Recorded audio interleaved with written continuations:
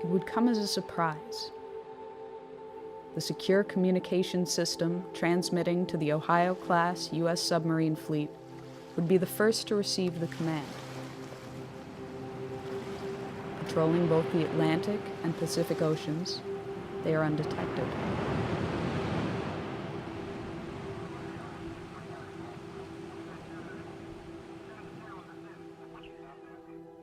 Fourteen of the 18 warships are equipped with 24 Trident missiles each, Trident 1s and Trident 2s. The remaining 4 are armed with 154 Tomahawk cruise missiles, which can be outfitted with nuclear warheads. The fleet as a whole represents half of the United States' strategic thermonuclear capability. A single Trident II missile is equipped with up to 8 nuclear warheads aboard a multiple independently targetable reentry vehicle, or MIRV. A single W-88 warhead delivers the equivalent of 475 kilotons of TNT. In the case of a full deployment, the United States could unleash over 400 such missiles with between 6 and 8 warheads each.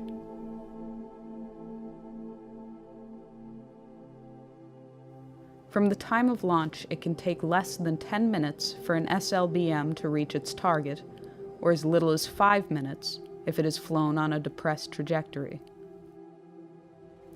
This allows a very short margin for reaction.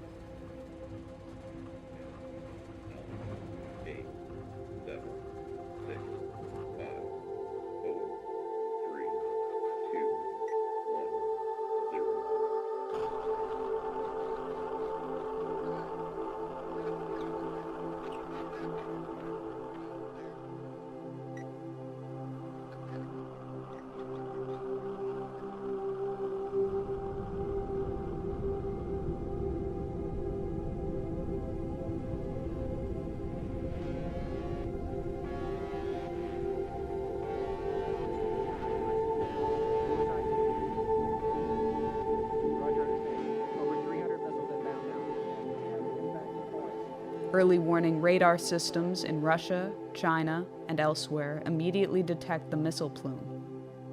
They can determine the trajectory and intended target of the missiles. Minutes fracture into seconds. This is not a test. This is not scheduled.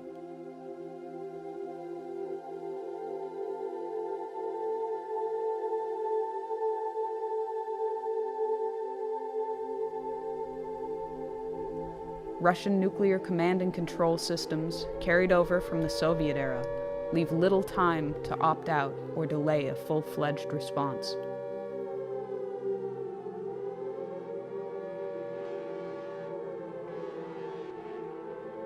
Within 50 seconds, the missile has peaked above the Earth's atmosphere. It reaches its top speed. The engine drops off. The bus releases multiple warheads as well as decoys. The radar systems on the ground are overwhelmed and unable to differentiate the two when they are in post-boost phase. Re-entering the atmosphere, the decoys burn off, and the warheads enter their terminal phase.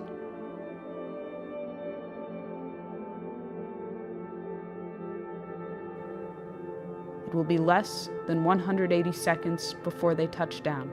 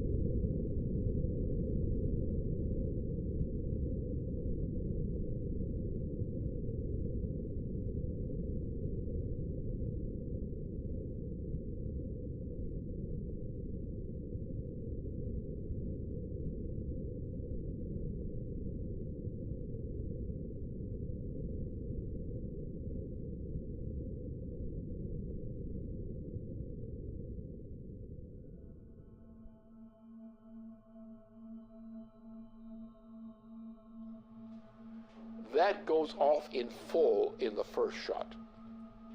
Now you have in the submarines, you have the warheads you have not yet discharged. Those go along the way as a second wave. After that, you're pretty much out of weapons. After which, most everybody is dead. Most logistical systems are dead, non-functional. You have a situation where the effect of this kind of firing creates a continuing effect which may go for several years. Now, instead of having one bomb, which is really it's a nuclear super bomb with thermonuclear implications. Now imagine you have the same kind of thing or less, and you have not one big bomb. You have a whole barrage of such things. The exchange involves Russia. It involves China, which has a very significant thermonuclear arsenal. It implicitly involves India. It involves the United States. It involves the extermination virtually of Western Europe.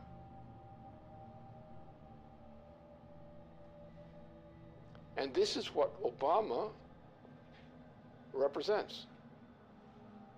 It's what he's intended.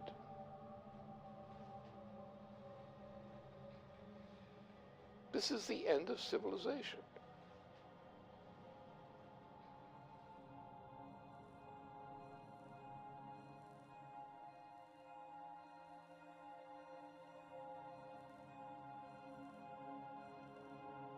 The flash was unimaginably bright.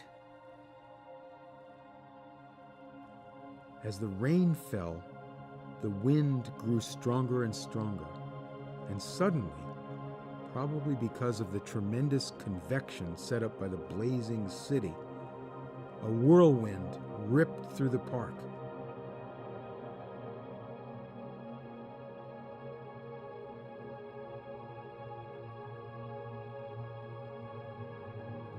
They all felt terribly thirsty, and they drank from the river.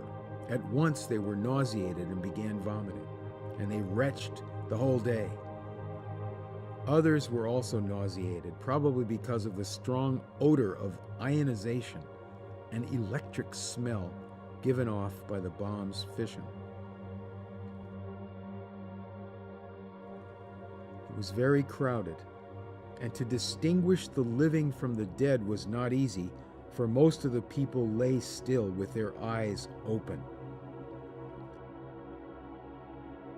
You reached down and took a woman by the hands, but her skin slipped off in huge glove-like pieces. Those who had their faces upturned when the bomb went off, they were all in exactly the same nightmarish state. Their faces were wholly burned. Their eye sockets were hollow. The fluid from their melted eyes had run down their cheeks. Their mouths were mere swollen, pus-covered wounds, which they could not bear to stretch enough to admit the spout of a teapot.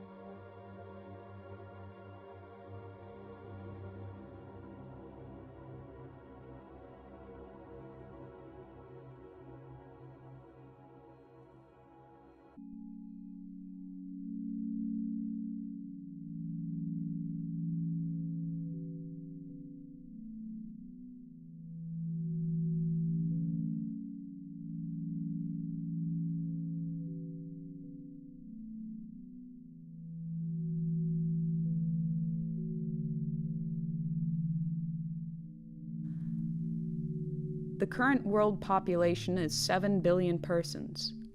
The current global nuclear arsenal is approximately 5,000 megatons. After a full nuclear exchange and the immediate loss of life at the points of direct impact and surrounding fallout zones, the ongoing environmental, climatic, and social consequences continue for years. The dust and soot picked up from fires, burning cities, and other target sites has been compared to a volcanic eruption, but far more long-lasting. A regional nuclear conflict, employing only 0.3% of the global nuclear arsenal, would potentially result in 1 to 5 million metric tons of black carbon that would be spewed into the Earth's atmosphere.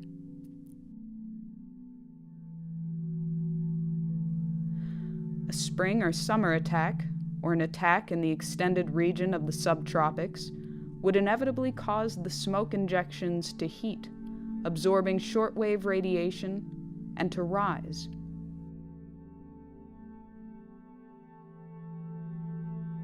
Within a week, what is not washed out immediately in black rain has risen through the troposphere and into the upper stratosphere, where it will remain for many years.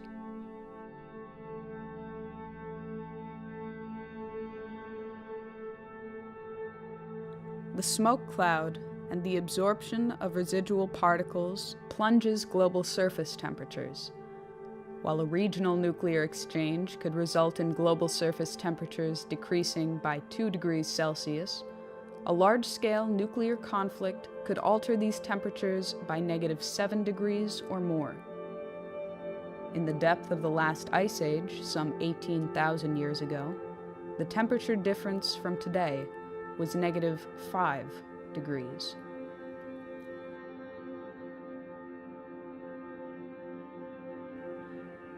Famine for billions of people far from the target zones would be the result of a -2 degree change. Growing seasons would be shortened by nearly 3 weeks, wiping out crops. A change in 5 degrees would sufficiently ruin Canadian agriculture entirely. If world grain reserves were not destroyed in the initial exchange, reserves would last for 71 days, with little, if any, means of transportation.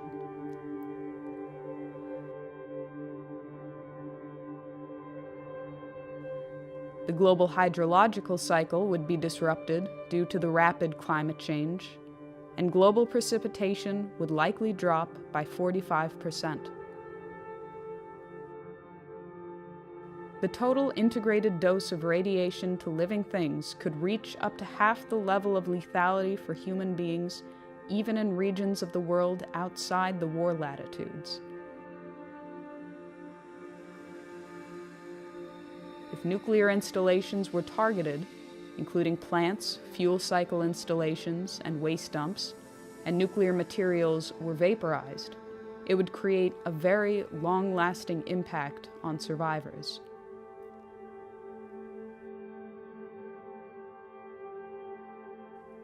These are only the projected consequences, but it has been said that the effects of a nuclear war that cannot be calculated are just as important as those for which estimates exist. Both, however, are subject to very large uncertainties. These estimated consequences have, so far, survived the scrutiny of scientists in the East and West for the past 30 years.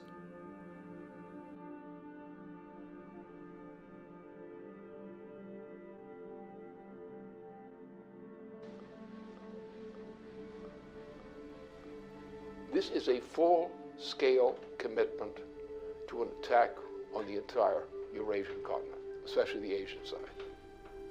And it's a military operation with a full panoply of every kind of weapon for general, essentially a nuclear warfare capability, with all components, submarines, various kinds of ships, a vast accumulation of U.S. troops in that whole region, with auxiliary side in. You're looking at World War III, and nothing less than that.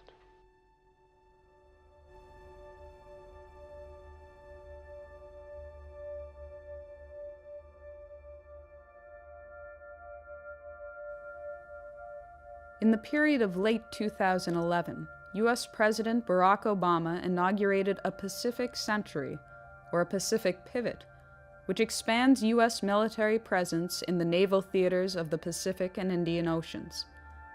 This expansion has been seen as an attempt to contain China and erode its regional sovereignty by building up a presence in bordering territories.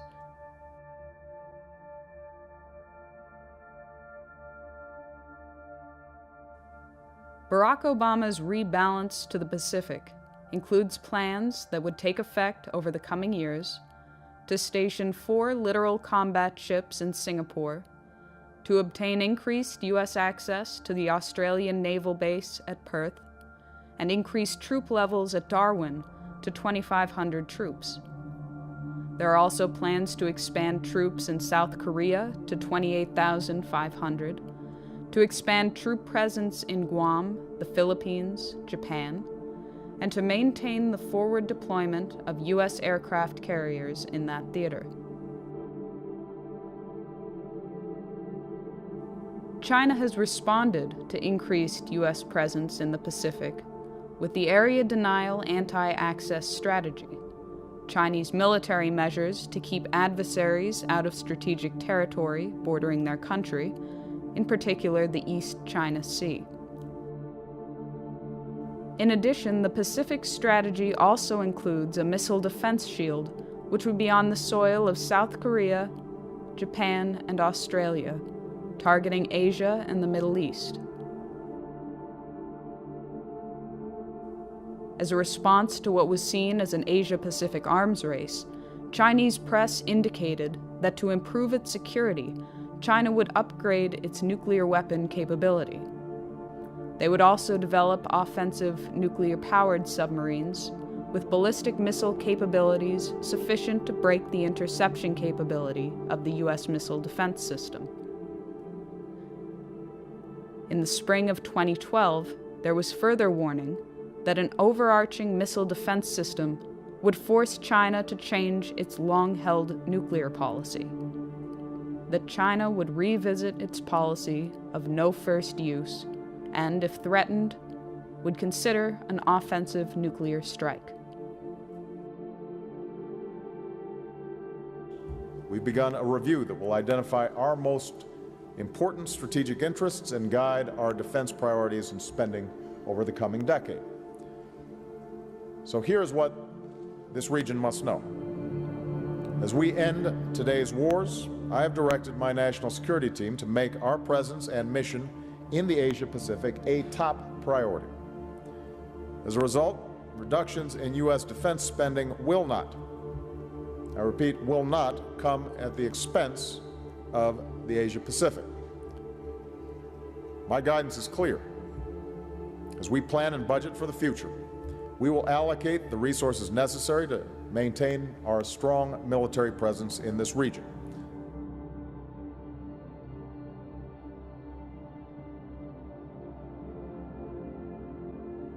Since the 2009 inauguration of the Obama administration, plans for the European phased adaptive approach have continued and escalated in spite of Russian offers of a joint ABM system.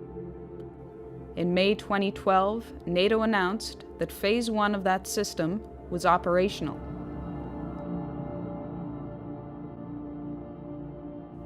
Phase 1 includes the deployment of ballistic missile defense systems along the perimeter of Russia. As part of Phase 1, the United States has deployed a missile defense radar to Turkey.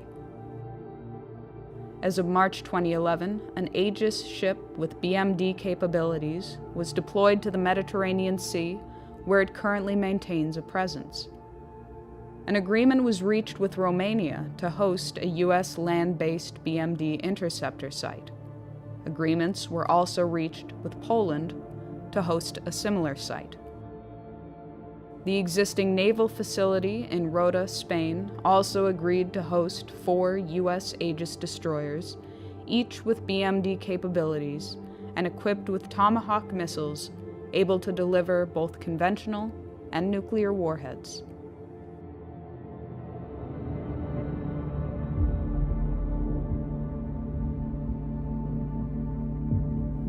Responding to the inauguration of Phase 1, Chief of the General Staff of the Russian Armed Forces, General Nikolai Makarov, warned that while a joint U.S.-Russia development of a BMD system was an option that should be pursued, the continued buildup of a BMD system on Russia's border was seen as a threat to Russian security and a provocation.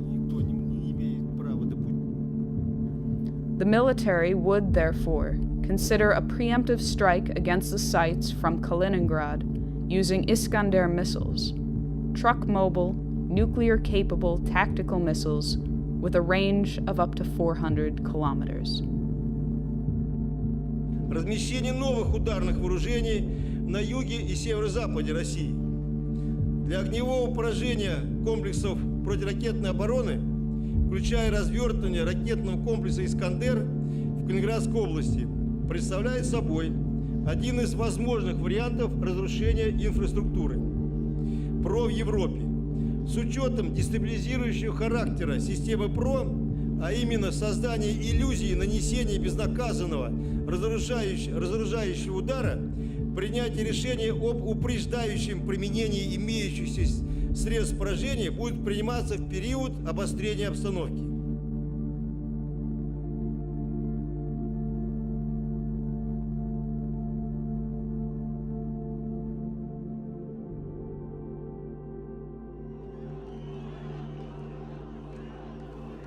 It was demonstrated at Brussels early in February 2012 that while Russia and China abstained from giving their support to UN Resolution 1973, they would forcefully draw the line on Syria and implicitly on Iran. That future interventions or regime change operations in violation of the United Nations' professed commitment to defend the sovereignty of all independent states would no longer be tolerated and would be countered by force if necessary.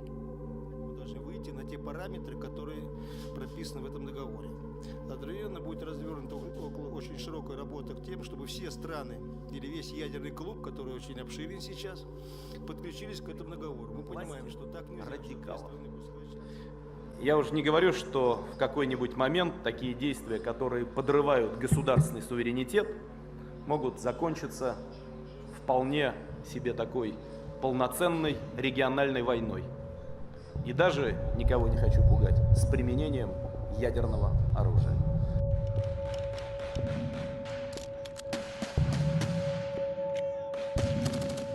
In a speech before the 18th General Assembly of the United Nations, President John Kennedy warned even little wars are dangerous in a nuclear world.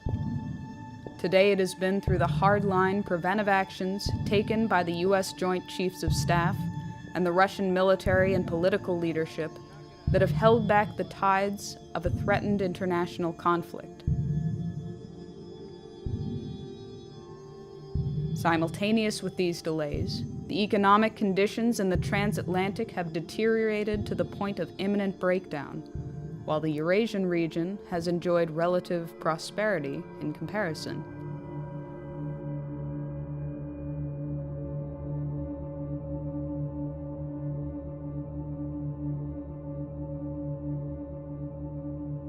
Since the hyperinflationary measures started in 2008 and continue unabated to this day, the transatlantic economies are in ruins and no longer maintain the semblance of economic power they had 30 years ago.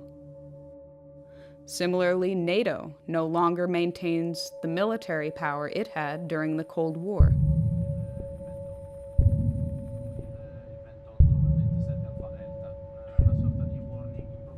Only the United Kingdom, France, and the United States among the NATO countries maintain their own nuclear arsenal.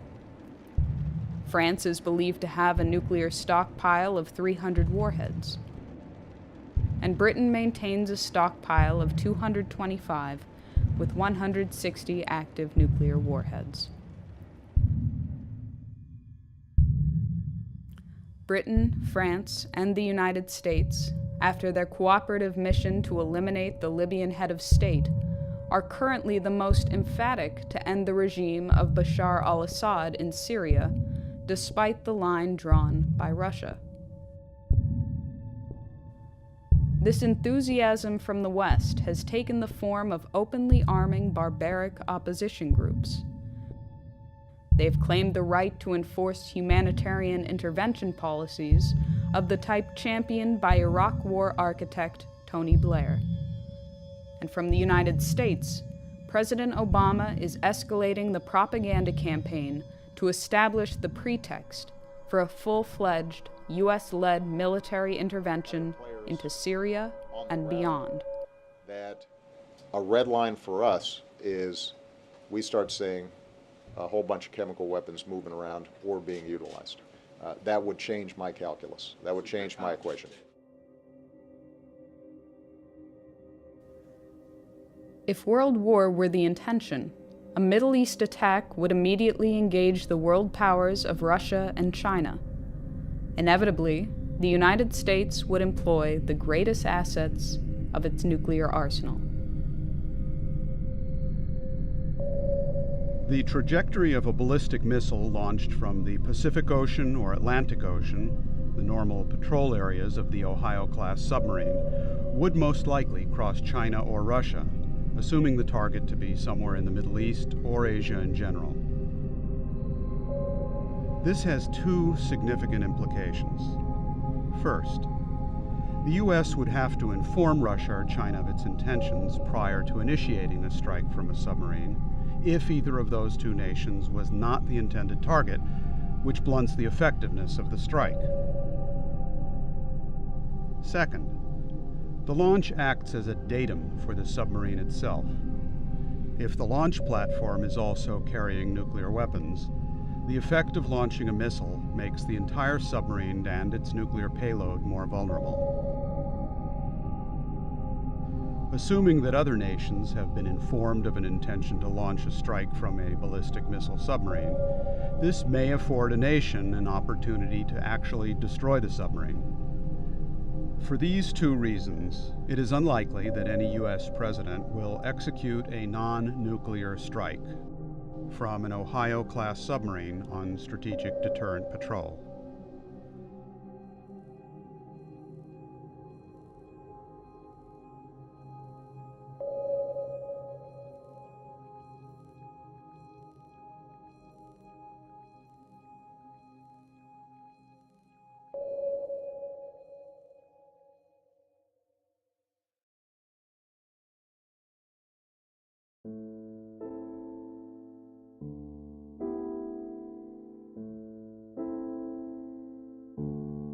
At the commencement of the August 1983 Erice Conference on the technological basis on which to build peace, Chairman Antonino Zikiki spoke of the consequences to humanity and the planet as a whole if a personality came on the scene foolish enough to provoke a worldwide thermonuclear confrontation. He warned that in history, fools have never been lacking.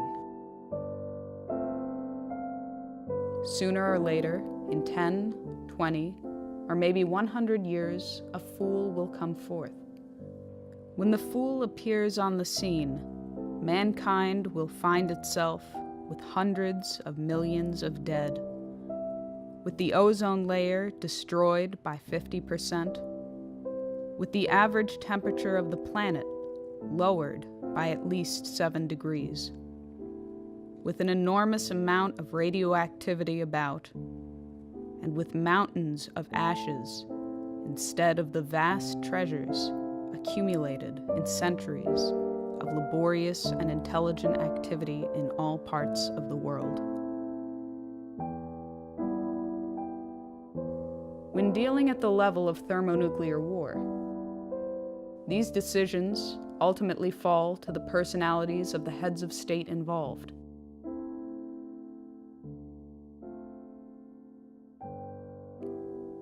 When the American people chose Dwight D. Eisenhower to lead the nation, it was his handling of the Suez Crisis which drew us back from what would have inevitably escalated into nuclear war. Is the language of atomic warfare.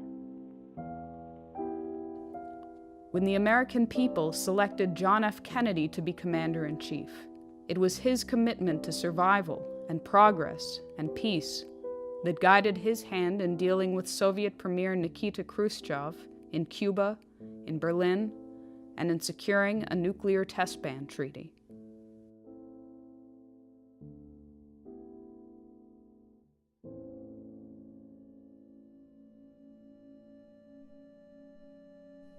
Today, the American people have chosen Barack Obama, who, at the earliest phase of his presidency, was already moving the apparatus into place that could and would trigger a worldwide nuclear holocaust.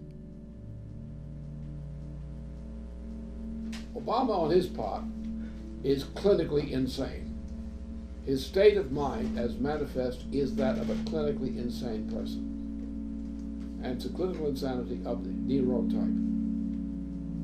So therefore, he is in a mood and on a road toward his own self-annihilation, whether as a personality or even more drastic measures. That is coming.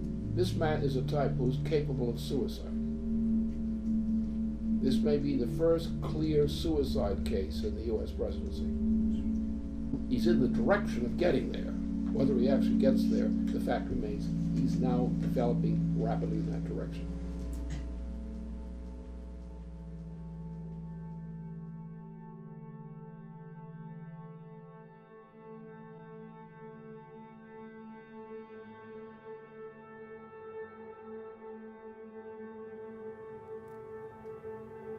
The American people will soon go to the polls to decide the next President of the United States.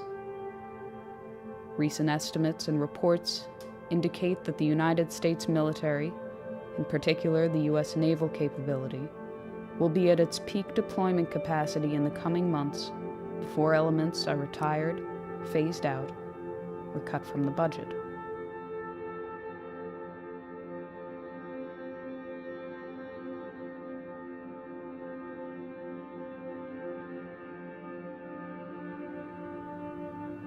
If ever there were a time to launch an attack, it would be now, in these coming months.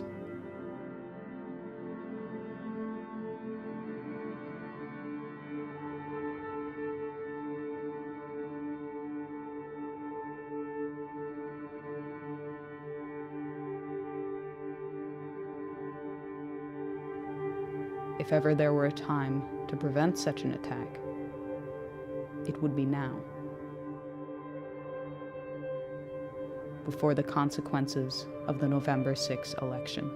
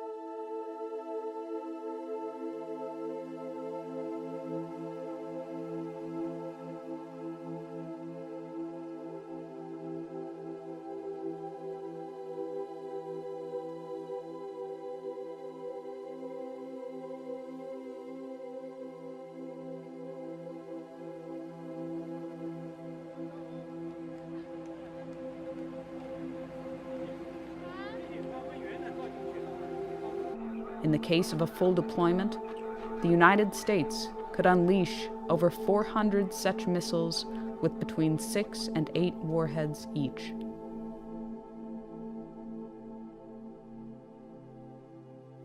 From the time of launch, it can take less than 10 minutes for an SLBM to reach its target, or as little as 5 minutes if it is flown on a depressed trajectory. This allows a very short margin for reaction.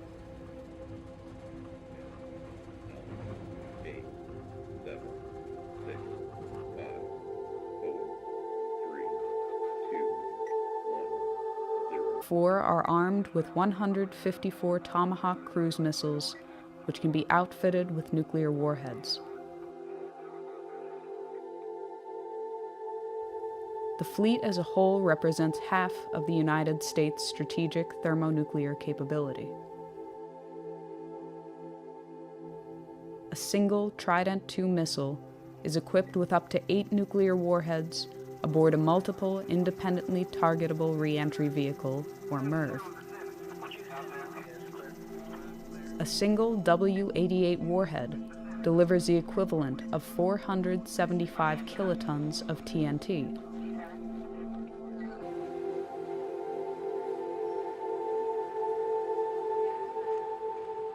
It would come as a surprise.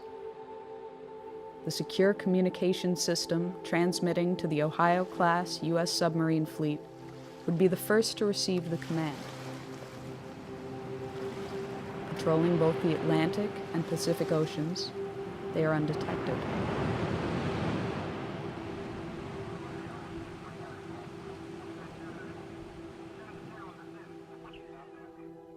Fourteen of the 18 warships are equipped with 24 Trident missiles each, Trident 1s and Trident 2s.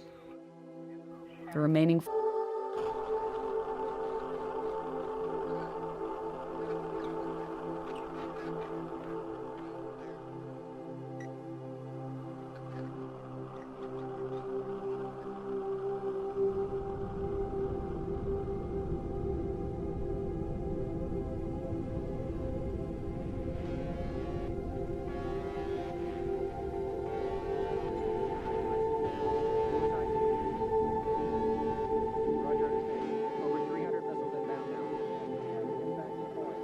early warning radar systems in Russia, China, and elsewhere immediately detect the missile plume.